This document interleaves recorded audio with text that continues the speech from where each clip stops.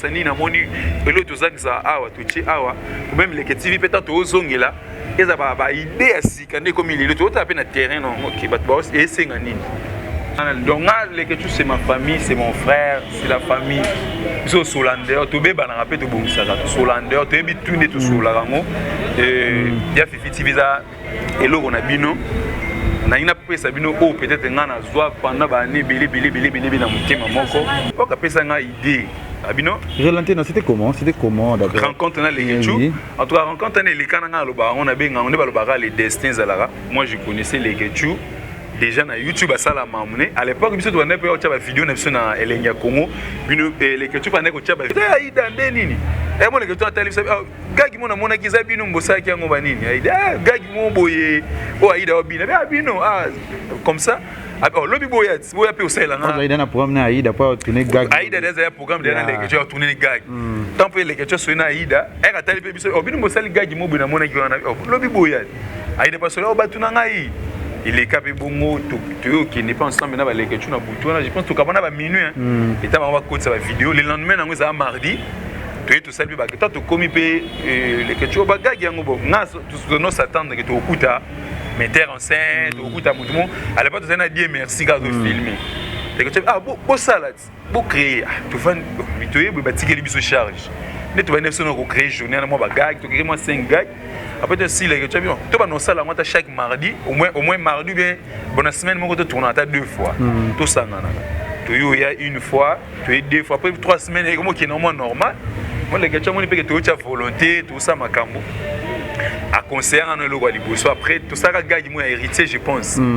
Puis batala a benga je les Ketchou benga une fois ba 1 heure ne pas dans buto combien il y a ndeni bien. Abi tika no jewa no zo sala pour l'époque on no jouer jimo na ndoke na ngobwe ça na mote na bo mungi na obeta masolo do pour la sake pour moi tout ça prochaine na ngobani lelo do la ngaka ya nyoso no fifi na pour la sake na bana ba ba chaîne kala do ba tout ça les gars ça ngati tika na nu mambo yo to lukata mutu mo bo eta chaîne mo ba bandona na bango bo ezali mo ba bonnet to somba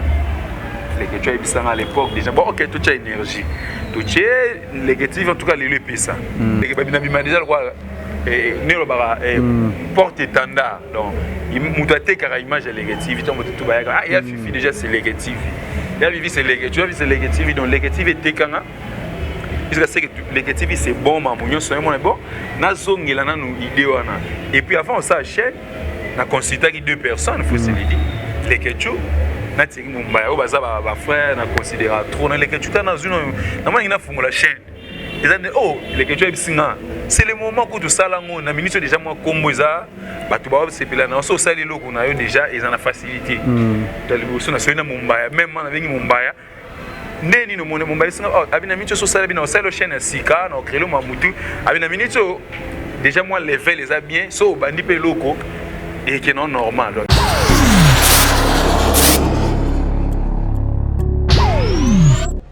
Voilà, bonjour, bonsoir, El Nabiso, il y a Fifi TV, la chaîne pas comme les autres, Babi, chaîne Oyolelo, et ça, on a la carte de ma journaliste, et la carte il y a Fifi TV, il y a un peu de Bali, Moussa Nanga, il y a carte il y a Fifi TV, on a un contrat de bail Nanga, on a le jeune millionnaire, artiste Fifi Firenze. Oyo azali le révélation d'année oyo salanga sengo ba chebatu ba na ba ate ba nzonzing na bilo ebe ba tout apé amoni Fifi parmi ba artistes oyo ba évoluer dans l'année 2019 2020 ça veut dire que ça linga plaisir et ça linga la chapeau linga ko za chapeau ba il y a pas de problème et ça la bien linga vraiment te kama za la kitoko le zo yamba comme DG ya chaîne na ye. Tant qu'artiste, il y a les TV. Tant qu'artiste, il y a Fifi TV. Tant qu'artiste, il y a la chaîne tout haut, participe à Fifi, à la chaîne Nabango. L'autre, soit Fifi comme projet PID, P Vision Nini, ou Azanango, pour le théâtre Nabiso congolaise. P le Egoleka, et ça direct déjà à Nakati, il y a Fifi TV. Bonjour l'artiste, patron millionnaire, Fifi TV. Bonjour les jeunes producteurs, donc boss. producteur naza manager na ye ya da boss na nga donc ça la rabo et puis conseiller na mamususu en tout cas ça va par la grâce de Dieu ça va tout ça na Fifi TV donc voilà c'est comment les lots oui mais quand peu ralentir biso c'était quoi parce que mon ça est qui a Fifi tout le monde a eu na Kinshasa Comédie, vous avez dans la chaîne où déjà travaillé déjà subitement suivi boyé d'autres au monde à Fifi TV donc il va changer combo ya Kinshasa Comédie to Kinshasa Comédie ezara rato tu éviter pour comment oh boyé banane l'idée c'est quoi pour expliquer ça non en fait to banane Kinshasa Comédie Kinshasa Comédie zagi initiative ngai na R10 à l'époque un peu c'est un beauté R10 mon ami de tous les temps tu as une opportunité d'agiter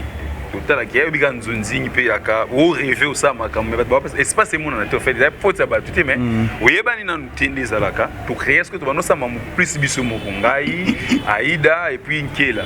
à un moment il te permettait ce qu'on a ebana les comme producteur les que tu à l'époque après ça une idée Abino c'était comment d'abord rencontre na les Ketchou en tout cas rencontre na les kananga loba on a bien on est ba les destins zalara moi je connaissais les Ketchou déjà na YouTube à ça la mamné à l'époque biso to na pe o vidéo na biso na Elenia Congo bino les Ketchou pa na ko tia ba vidéo ba l'équipe nationale na Elenia Congo Patricie na PC Mote na madame na Glody mais toi na kuta na té parce que bon ba tiaka puis bango level ya là non mambo ebele et ça tout tchaka moi ba vidéo de tout kana R10 moi to me gana ko puta na to créer chaîne na biso Kinshasa Comédie to butani to tché to comme forcer t'as ça gars qui m'ont boyé Aïda danseuse Aïda zobina batala ngoma trop et ça la connexion internet c'était fin 2018 janvier 2019 t'as ba 4 connexion comme moi après ma mauvaise élection mais ça la ce que nga to ba no tam mona mi moko Gauthier na matete na zena connexion internet ba 4 presque ba tout donc ba youtubeur ba linga au monde place connexion zate à l'époque ba youtubeur ba no yoko na Léon Hotel et ça là qui ba no côté puis Léon tango yo timela qui tous les youtubeurs à qui ba mo yakuna a bloquer les ba mo j'ai commis avant ko ba accès ba pesa au connexion faut faire sur plat $25 les journées mon ba mon nga ce qu'on lit quoi c'est mon ba na notre travail depuis longtemps abina na mon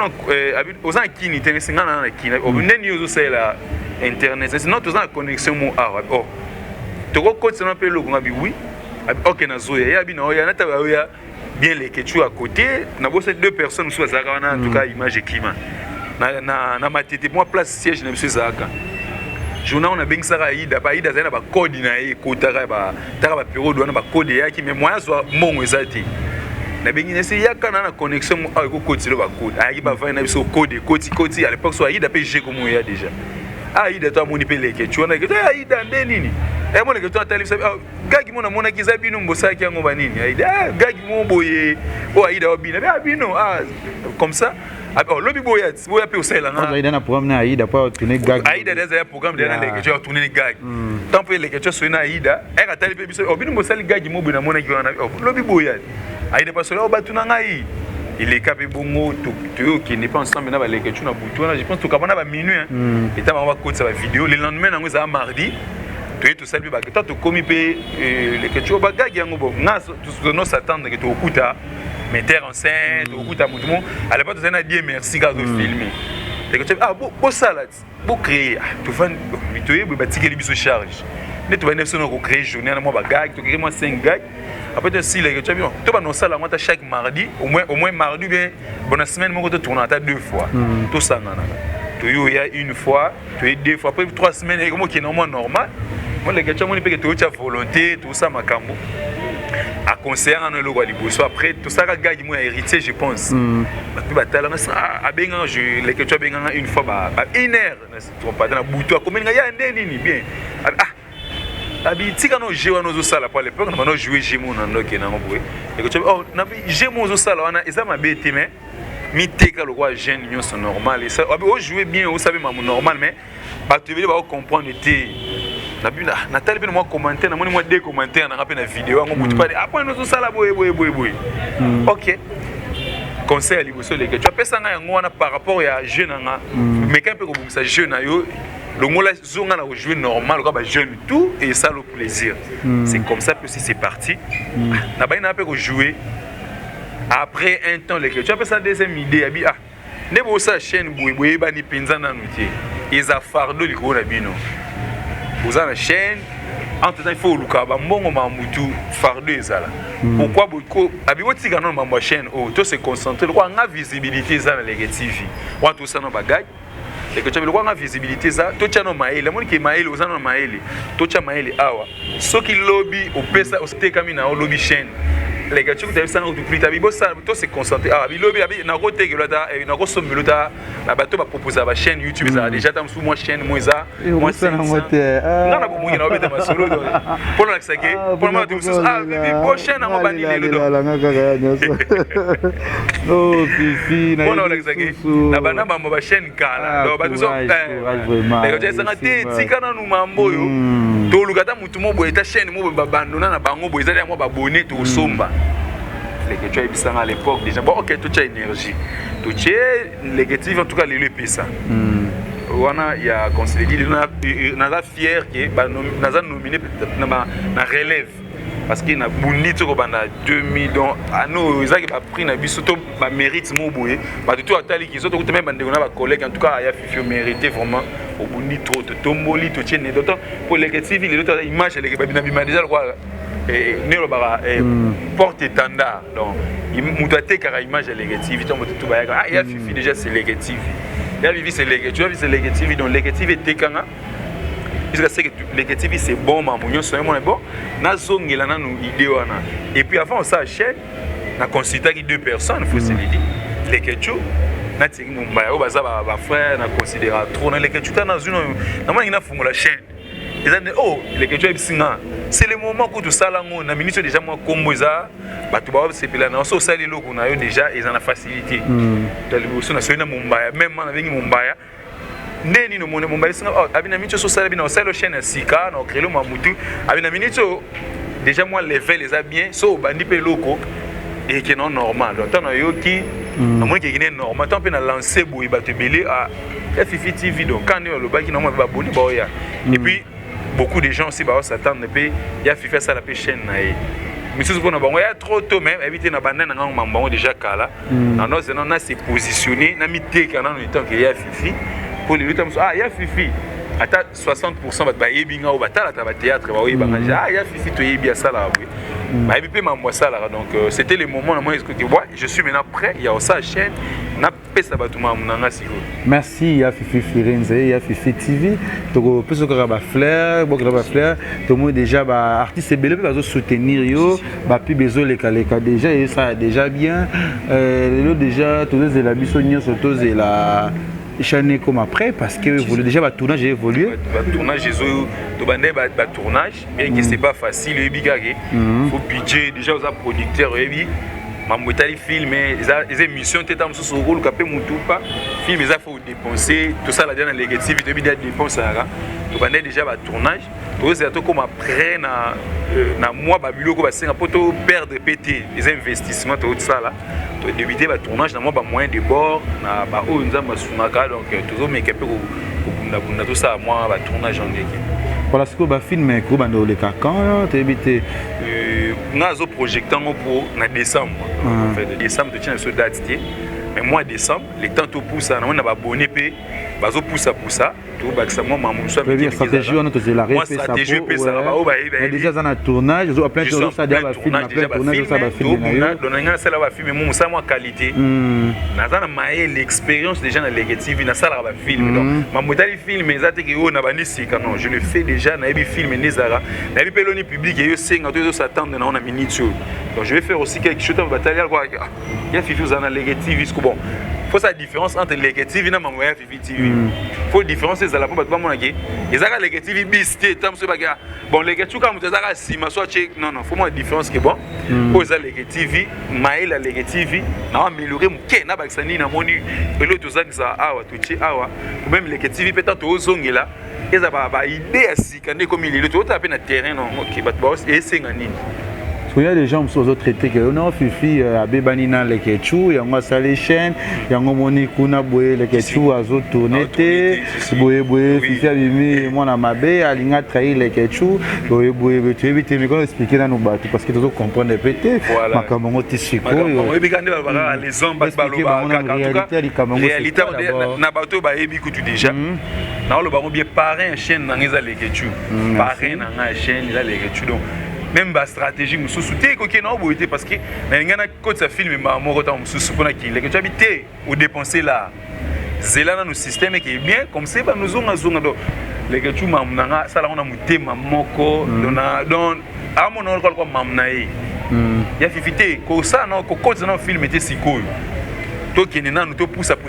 quand même stratégie ça émission pour ngala ba ça na émission ça film le que tu ngate na ça une émission ou annoncer ba ou expliquer pe batu nini o salebele pe ba comprendre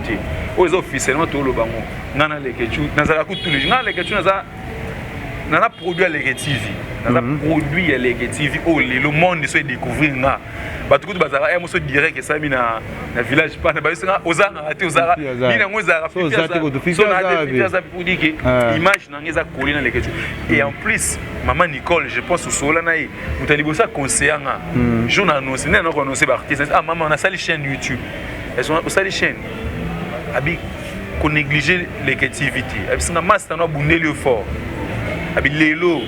biso to yebi na mingi ba tout ba peso habiter la valeur comme na on va respecter les lois connus master ngam sino maman ntino donc voilà biso moto yebi donc pona ba tout ezaki ya fifi les ketchu problème ou pas réponse ya ngoyo je pense mamsu va répondre à ngote mais les images ya romona ngana donc les ketchu c'est ma famille c'est mon frère c'est la famille biso solander to beba na rapé to bongisa to solander to yebi tout ne to solarango ya fifi tibiza eloko na bino na ina pesa bino peut-être ngana zwa pendant ba année bili na mutema moko je pense que je suis en plein tournage abaki chaîne na ça ba film bien que budget ça peut-être ndena organisateur mais ba biga mobile ça ni abunda kana cha énergie nanga na ça makamuna et qui n'est bien na pesa bino obolukaka je sais que na bi au public esengaka to ya na biso eloko sikate ke ote to changer mokili non to me capable ko rectifier mo bilo amike pour ba apprécier nini to memi ba film déjà bien salement ils a ba norme la qualité quand même ils a la totale ils a présentable na biso ba voilà ça va évoluer félicitations d'abord c'est que Fifi TV et que évoluer kitoko na zona nga journaliste ana Fifi TV ba nini ba ambiance ba tournage na bolé kalanga na zona nga peut-être que ndazo sana Fifi TV ça que bon sur l'activité non je suis là toujours coordonnateur la chaîne les gars peu la chaîne aussi la peu le même coordonnateur toujours ça ça coordonner toujours ça dit que ngandi mutu nazo freiner kutuna selon côté ya ba tournage parce que na mito pour ba tourner bon peut aller kinga pena l'autre côté les ara que marambe za que belé on peut tourner que maintenant bi que beaucoup tourner bientôt là les TV va filmer zo mais filmer côté côté du boss ça y est moi filmer sinon regarde ya mundi ba deuxième film à l'église ça là je pense bientôt là on se raison bien pour ça va faire non nini nga c'est que va faire ya Congo les va faire les TV va faire ya biso tout boya bina kati ya Fifi bo découvrir sur mama yele ou peut-être o ya bombaki o découvrir sur na kati ya les ils aiment la suivre donc na kati ya Fifi TV donc ba fan tout balinga ya Fifi balinga les TV balinga romona biso toujours ensemble et les bosses nous allons toujours ensemble donc même en dehors de la caméra tu as la R2 en dehors de la caméra dans ce moment ni biso na vision nani tu allons tout le temps ba Dani bazawana mamutu c'est la famille bo s'abonner ba tout balinga ya Fifi bo s'abonner ce que bo vendre bo tala na osani elonga ko singa bien na promettre mini be na bo s'abonner bo affluer bo ya pene bela alors bo tasko ya Fifi on taper maquiller trop qu'est-ce qu'il va faire donc je vous promets quelque chose de bien abonnez-vous sur ya Fifi TV partagez aussi nos vidéos vous partagez on ça la force vous partagez na ba éviter bo même la balance en ya Fifi ça les chaînes ya ba film maintenant vidéo croiser comme bo après on notala ngasko ya Fifi merci de m'abonner tout merci tout linga Kevin Panele oui vous sepelanga beaucoup de toujours s'abonner biso to linga bino mingi to mais ça toujours ko lingana et to munani balasima bisous bye